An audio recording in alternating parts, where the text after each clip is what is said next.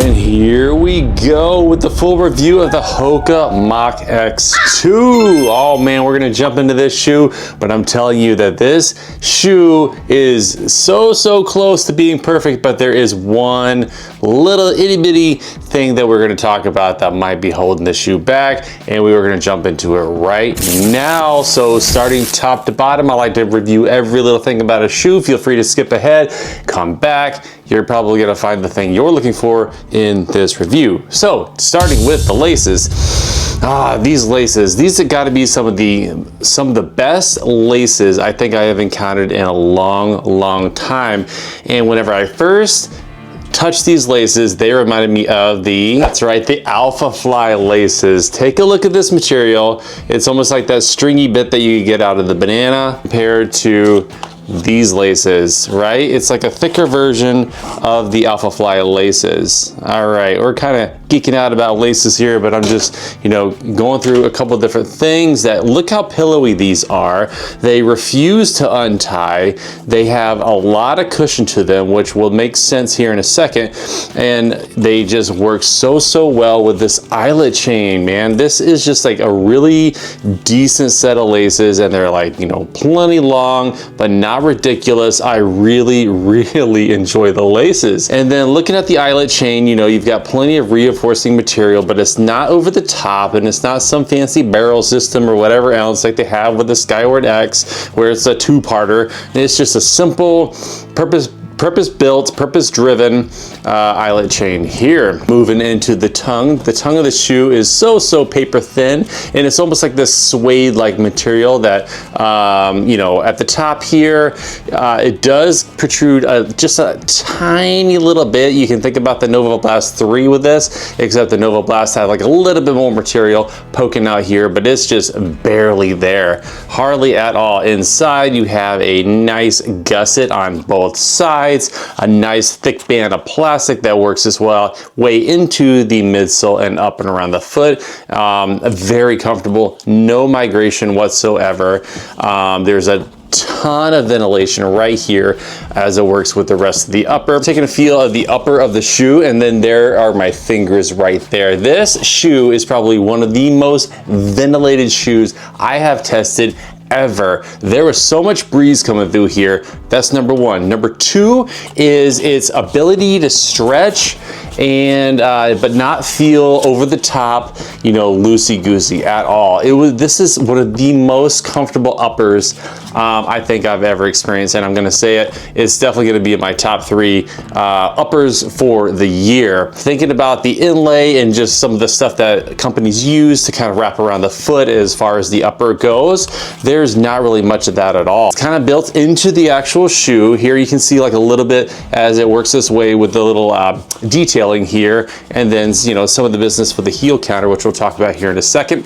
But there's just the right amount of material. It's not floppy, it's not excessive or anything like that. It doesn't wrinkle. It's just dang near the perfect upper. Oh my gosh, absolutely. And then working my way down to the toe box. So this fits true to size, my men's size 11, and I went over some of the fit the other night during the initial impression. So much room for my first toe, so much room for the rest of the toes. I was actually out there running, and I'm like trying to feel for any hot spots and things that I can report. There's not any of that. There's no report of any excessive pressure towards the top of the toes, anywhere at all, or the sides of my foot here. I have kind of a narrow foot, so I don't have a wide, and this is not a wide shoe, just FYI. And then kind of feeling along for any protruding sidewalls with the insert still in place, and I'm not really feeling anything even though it's there. We'll talk about that once we pull the insert out.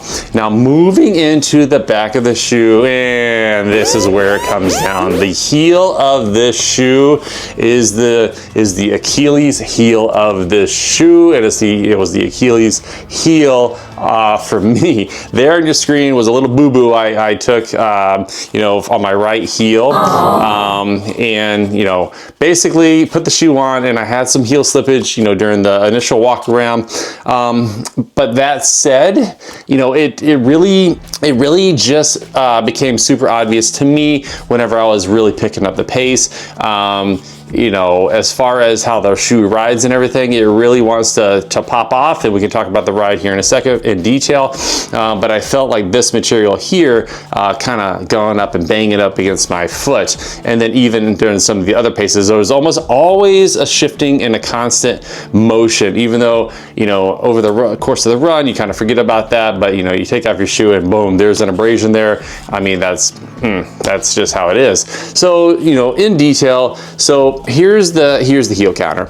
So there's these minimal little pods here on the lateral and medial side, and it's not an abrasive material. It's almost like a leather suede.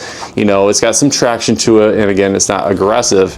But there's nothing as far as back here where your heel bone sits, like at all. It's just a flat, you know, straight up and down piece here. And number two, you've got this you know, little bit of material here. It's not even, you know, adding support. It's more of a cover for the stitching, I would imagine. And you can kind of see the stitching coming through here. Now, the piece that I felt was where the little floppy ear bit here kind of meets the seam. I believe that's where I was having a lot of my issue. But again, you know, the whole thing is rocking and rolling, so who knows? And then just over the course of the run, it kind of did that. Now, if you're just doing a shorter run, for me, it was 11 miles in this one, and who knows exactly when that happened. Possible to cover that up with some Band-Aids or some other moleskin pads or what have you, just to kind of keep that friction from happening, because the shoe is great. It's just, you know, you have a little bit of rubbing, at least for me, so something to be aware of. In fact, on the screen now, Runner's Warehouse even talks about how this shoe has a tendency to rub for some runners, so it's out there. It's definitely a ding on the shoe, but as far as the rest of the shoe goes, it is absolutely so great. Okay, so moving on to the insert of the shoe. Oh my gosh, this insert, y'all, and you guys know how I like to geek out about inserts. You know, you've got a nice deep, well protruding heel, pocket, heel, and midfoot, you know, bumpers, right? And this, you know, I put the shoe on initially, had that sliding back and forth. When I laced up, that was not a problem at all. It just fit so nicely over the top of the foot, and this insert was just so cushiony, guys. Look at that. It's several millimeters thick, and it's got some fun ventilation going on to add to the ventilation of the shoe. Really happy with the insert. It didn't slide around at all. And then my sock, which was kind of a slicker material, also didn't slide around at all either. So taking a feel inside the shoe, you know, I feel for bumpers, right? I feel for this material here, and there it is around the base of the fifth toe here, and you can kind of feel like a little protrusion of material, but it's not something that's in the way, but I think it's more just to keep your foot from sliding off the side of the shoe, which I definitely appreciate.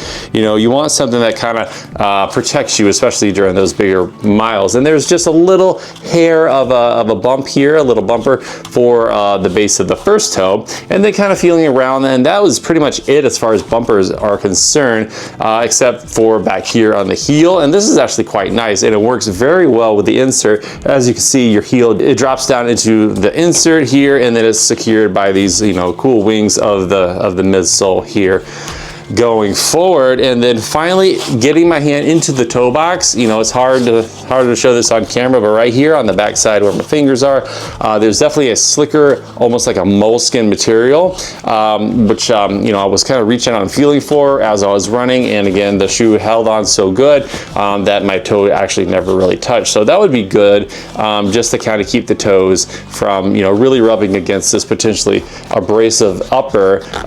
Listen, you know, if that were to be, you know, just directly rubbed on by skin or your toes, I think that could be a potential problem. But HOKA has put in some strategic anti-friction material to kind of mitigate that. And then moving into the midsole. So this midsole has so much going on. Oh man. So we have a Pebax little core here surrounded by an EVA cage, and then in the middle of all that is an enhanced Pebax plate. So it's funny about this plate. So I'm running along and it's like within the first couple of miles and everything, and I keep on hearing this like snap, crackle, pop sound, and I'm wondering what the heck. I'm thinking that I'm like, you know, stepping on something or what have you, but it's so consistent and it just keeps happening. What I think is, you know, as the shoe kind of opens up and gets used to you running on it, this it's almost like a plasticky material. It's that enhanced PIBA. It's just kind of, you know, opening up and looks like the house settling, but in this case it's the plate settling. So the ride of the shoe, oh man, this has got so much dang energy return, and no matter what I did to it, it just continued to deliver so much energy. This is probably one of the most energetic rides of the year. Is this ride here. It's got EVA, PIBA, it's got a plate inside. Oh man, and it does so well with the heel strike. I was super surprised at how well this shoe did with a heel strike, and then kind of rolled forward. It just like delivered you and continued to push you forward, and I just continued to feel that even towards the latter stages of the run where I was just ready to be done. This shoe just made you want to continue running in it. All right, I hope that is delivered across the channel pretty well. Like, it's a super exciting shoe to wear. It's very comfortable, of course, the heel, but as far as the energy goes, man, HOKA, you guys have a super duper package going on here. Please don't change anything from the up or down, you know, just change the heel. Just change the heel in the X3 and we'll be good to go. Just keep that rubbing, you know, to 0, and then we can talk. So excited to know what they're going to do with the X3. We have 46 in the heel and 41 in the forefoot for a 5mm drop, which for me is just a sweet drop. I really like the 5 to 6 range, and this is just dang near perfect. So let's pop this bad boy on the scale and find out how much it weighs. And my men's size 11 is 10 ounces. 10 ounces, that's a little bit heavy for a super shoe, but you know, it's a size 11, and on the websites, everything is being shown as a size 9. So, you know, everybody's size is gonna weigh a little bit different, and that's just mine. So with these foams, I'm gonna do a durometer check, and I'm gonna check a couple different things here. Start with the top white foam here, which I believe is the PIBA on the top, and it's around the base of the 5th toe. Woohoo! 14.5. Below that, I believe is the EVA, that green, 26. And then we're gonna go lateral heel on the EVA, and that is 22. And the cage just kind of rolls up here. Let's see if there's a difference here. 15 on the PIBA piece right here. We're gonna work towards the inside, the medial aspect of the shoe. Big cage of EVA here. And that's 16, a little softer on that side. And then here's the PIBA here. I believe the white is the PIBA. 18.5 towards the base of the first toe. Nope, hang on. 17.5. So a little bit harder on this side here, and then working our way down. That is 27. Ooh, 27. And just for giggles, let's test the zonal rubber here. We'll talk about the outsole here in a second. 47. Oh, that's kind of soft for the outsole. All right, so there's some measurements as far as the Shore Aid durometer of the HOKA Mach X2, and we talked about the outsole. Here's the outsole.